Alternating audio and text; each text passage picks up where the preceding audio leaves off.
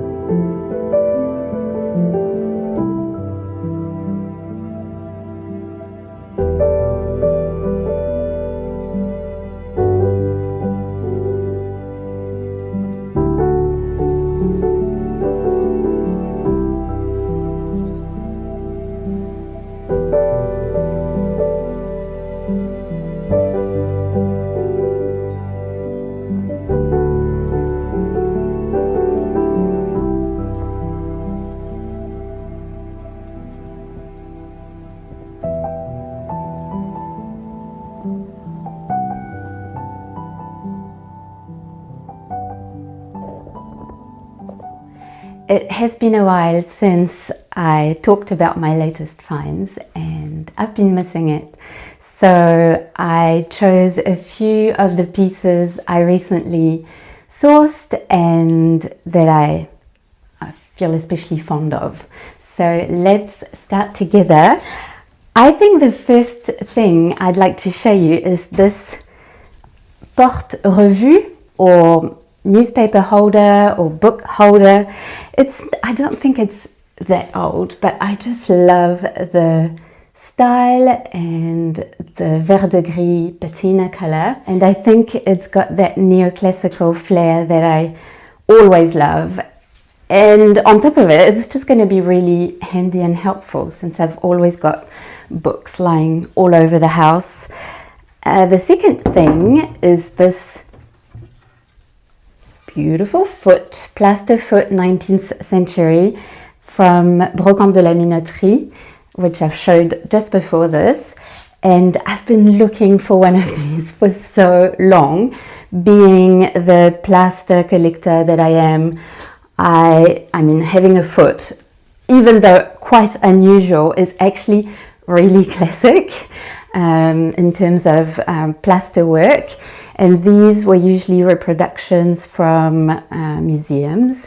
So it's hollow molded plaster. It's got a little bit missing there. And I think it's quite quirky and fun to have around the house. Like, I know the historical value of this, but I like that it's intriguing and it's a bit random. I actually really like random touches around the house. I think it just adds a little bit of fun amongst very old serious things.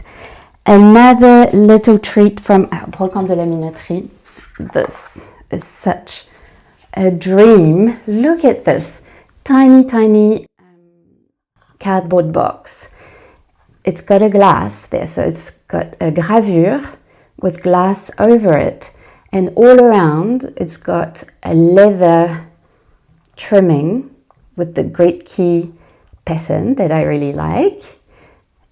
That's the inside. And the back of it is papier de Minoterie. So this is 18th century paper, and it's becoming quite rare to find. So not only have I got a neoclassical style box with the great key that I adore, I've also got a little papier dominoté background to admire.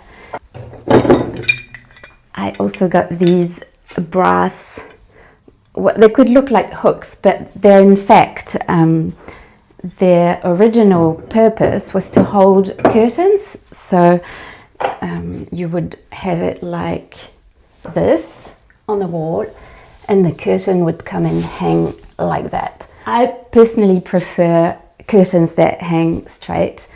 I think, again, it just adds a little bit of modern touch in amongst very, very classic things.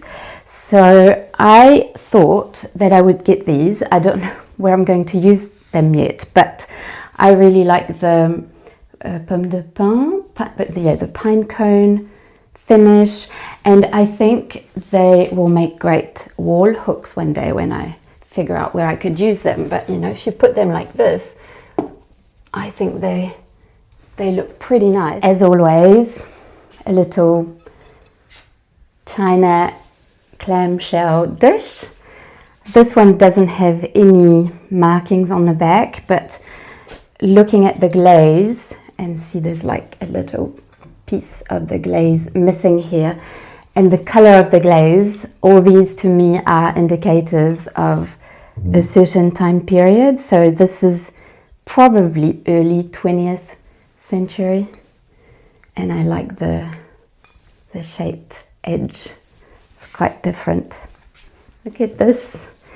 I just find it so cute. It's just a china, again, I think early 20th century china little Medici vase pot. I just really like the size of it. It's quite small, but I think for a small bouquet on a desk, or to hold even makeup brushes in the bathroom, I think it looks really cool. I have been on a basket binge of late.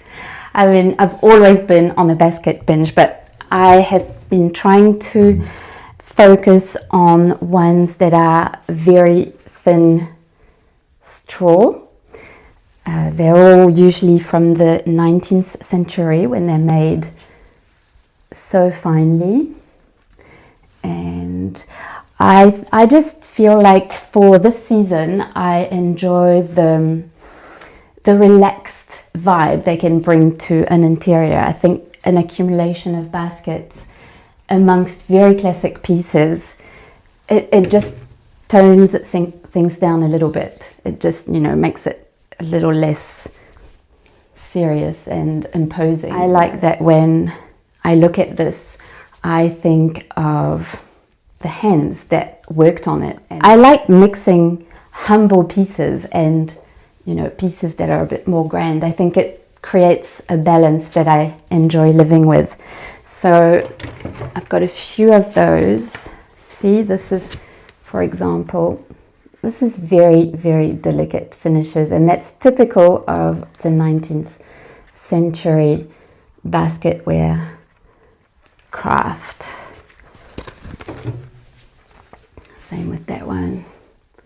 Nice little plait detail. This is not as old, and same for that one. That's more recent, but I enjoyed the shape.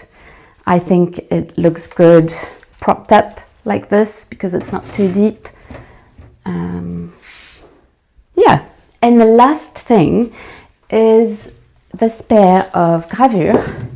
There's one in amazing condition and the other one I need to reframe, but I was especially touched by the seams because they are from the region where I grew up. So this one in particular is Vue des Bosquets du Jardin de Versailles. So it's gardens at the Château de Versailles, where a lot of my family is from, that city. And I've been there countless times walking around those gardens, and so has my mother, and it just holds special memories for me. So I was really pleased to see this, and that it came as a pair with Vue du Château de Saint-Cloud du côté de la Grande Avenue à la Seconde Grille. So that's again from Saint-Cloud, which is in that same area. So these are all familiar views, and I really loved the original framing with the gold, with the gold detailing and then the vert de gris detailing. This is early 19th century.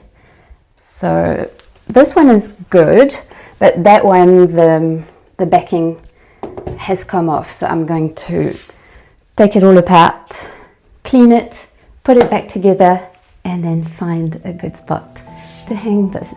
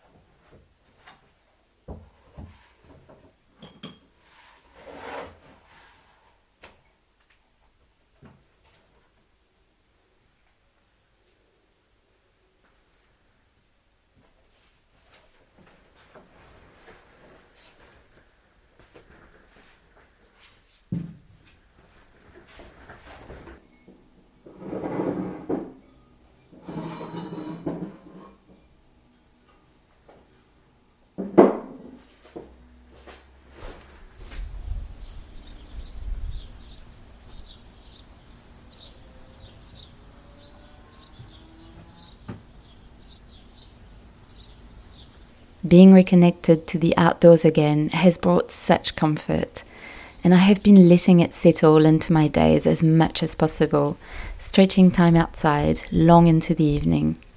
To be slightly cold again after so much heat has been its own quiet luxury, and it has given me a renewed gratitude for everything that waits just beyond our walls. I was also delighted to come across a second-hand book dedicated to antique piqués de coton, a rich and vibrant journey through the history of these precious textiles, their symbolism, the extraordinary craftsmanship behind them, and the striking, sometimes daring colors and motifs that adorn them. I'm endlessly fascinated by how bold they can be, yet never lose their harmony or elegance. A lesson, perhaps, in how contrast and balance can coexist so beautifully.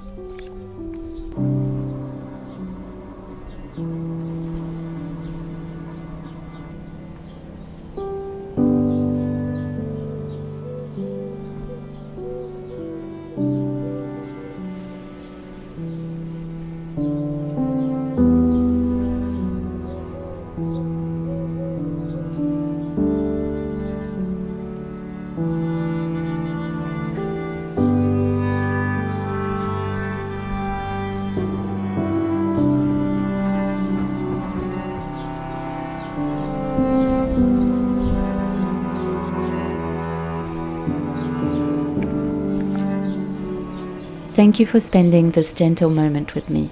I hope this week has allowed you to return to the simple things that steady you. À bientôt!